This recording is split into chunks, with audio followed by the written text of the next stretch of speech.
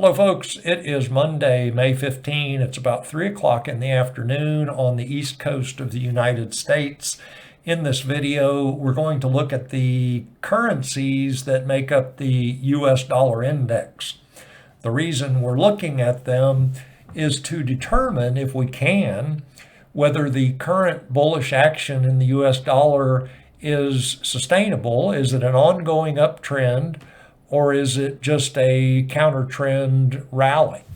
And to have strength in the US dollar, we need to see weakness in the currencies that make up the US dollar index. And so we'll look at the charts of those vehicles here shortly. My overall assessment of where we're at is we're in a holding pattern. Just about any market you want to talk about right now, precious metals, currencies, interest rates, equities, etc., in a holding pattern. Not decisively moving in one direction or another. Markets are waiting to see what's going to happen next. And these are these 3 bullet points here. These are just a few of the shoes that could drop and motivate or trigger the next move in the financial markets. Obviously, the banking crisis, if we get some more banks collapsing, that could trigger movement in the markets. We've got the pending offensive in Ukraine that Russia will launch at some point. Right now, we're waiting, we have been waiting to see Ukraine launch their much anticipated counter-trend offensive, and that's just not happening. I suspect what's going on there is that Russia is destroying all of the munitions that the West sends to Ukraine right now are quickly being destroyed by Russian airstrikes, missile strikes, etc., before the Ukrainians have an opportunity to put those munitions out on the field and put them to use. Yesterday or today, we just had another depot destroyed in western Ukraine. The belief is that that depot held the long-range cruise missiles that the UK just sent, and also held the depleted uranium tank ammunition that the UK sent to Ukraine. Gamma ray radiation has spiked in that area and evidently is continuing to rise, which is interesting. But that would be an indication that the depleted uranium rounds were there and have been destroyed. So anyway, let's keep rolling. Next Fed meeting, June 9 or 10. Expectation, it seems that the market consensus is that the Fed has already paused, and that in June we may get some official indication from the Fed that they have paused. We'll see. My expectation is interest rates, the trend is higher. We may get a pause. I wouldn't be surprised by a pause, but I'm not expecting a pivot, and certainly not expecting a pivot in June. So if we focus on gold specifically and look at its positives and negatives, headwinds and tailwinds, the tailwinds, obviously we've got geopolitical tensions. Gold tends to rise when people are nervous about what's going on in the world. And obviously we're in one of those times now with the conflict in Ukraine, and you'd have to be living under a rock right now not to realize that Taiwan is next. Evidently our politicians are talking about destroying the major semiconductor manufacturer there in Taiwan to prevent it from falling into Chinese hands. I mean, that's how crazy these people are. They're going to go blow up manufacturing capacity in Taiwan to prevent China from getting a hold of it. Just crazy world that we're living in. Frailty in the financial system. Obviously, commercial real estate is an issue, and sovereign debt is an issue. Both of those sectors of the financial system have lost. Is it 30%? Is it 40%? Is it more? Anyway, a significant drop in value of commercial real estate and sovereign debt. That sets up a significant portion of our background in the financial world right now. The BRICS nation still talking about their new currency, and we continue to have new countries applying for membership in the BRICS coalition. We've got the central banks. They continue buying gold hand over fist. And then we've got the de-dollarization trend, which, that's part of central banks buying gold, BRICS forming a new currency. 80% of the world is moving away from the US dollar and all of the games that the US plays around the US dollar or with the US dollar. So those are the major tailwinds supporting gold. And then we've got these headwinds. We're overbought in the short term. Gold has risen about $400 in the last 8 months or so. And so that's a big move. So gold is overbought, deserves a rest or a pullback. We've got strength in the US dollar, at least in the short term. That's a headwind for precious metals, that they tend to be weak when the dollar is strong. And then we've got high interest rates. And I put high in quotes because high is relative. 5% rates are high relative to 0%, but they're not high relative to the 15% that interest rates reached back in the early 1980s. And so anyway, high interest rates are relative, but right now that's acting as a headwind against gold, because investors can put their money in treasuries and get 3, 4, 5%. They put their money into gold and they get 0%. So that's headwinds and tailwinds. Let's see, next shoe to drop we looked at. The motivation for looking at the other currencies in the dollar index basket is this move Thursday and Friday. We got impulsive action in the US dollar, this move higher. This move affected silver significantly. Silver took a big dump on Thursday. I would assume primarily because the dollar moved up impulsively.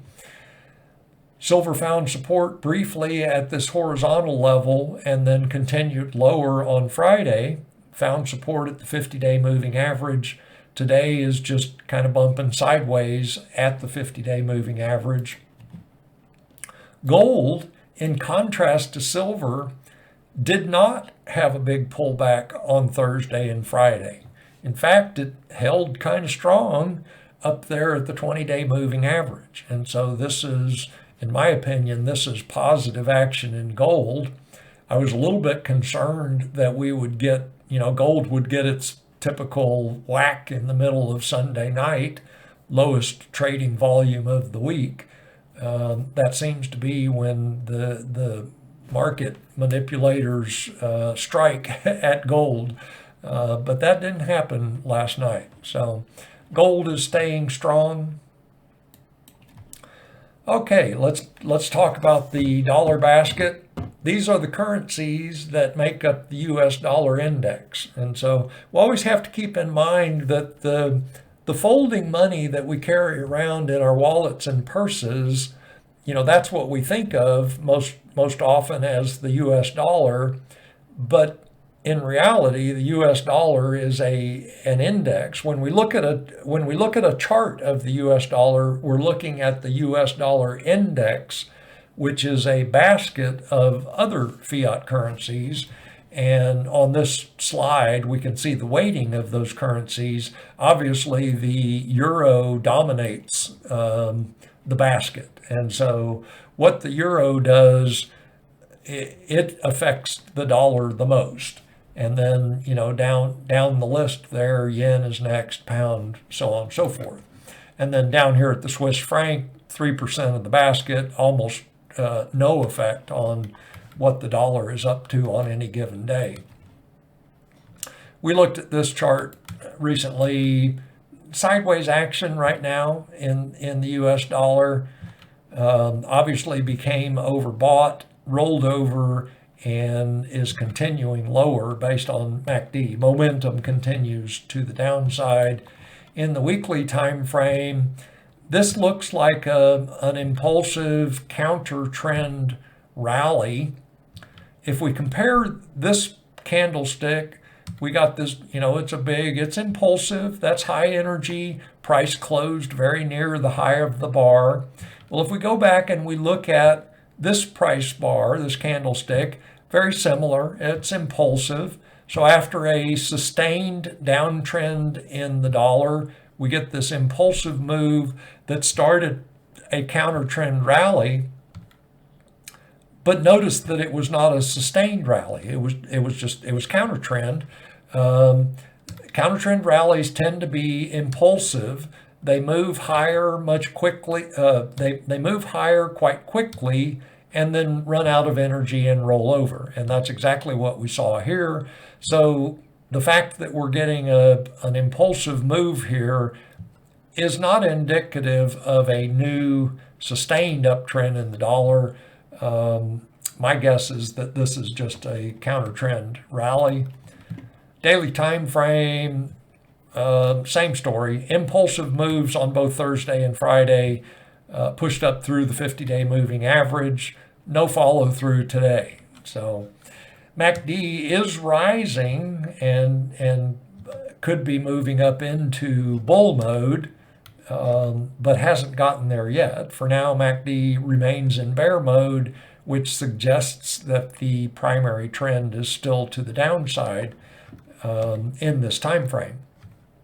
Energy is elevated, so the dollar has energy to move higher if that's what it wants to do.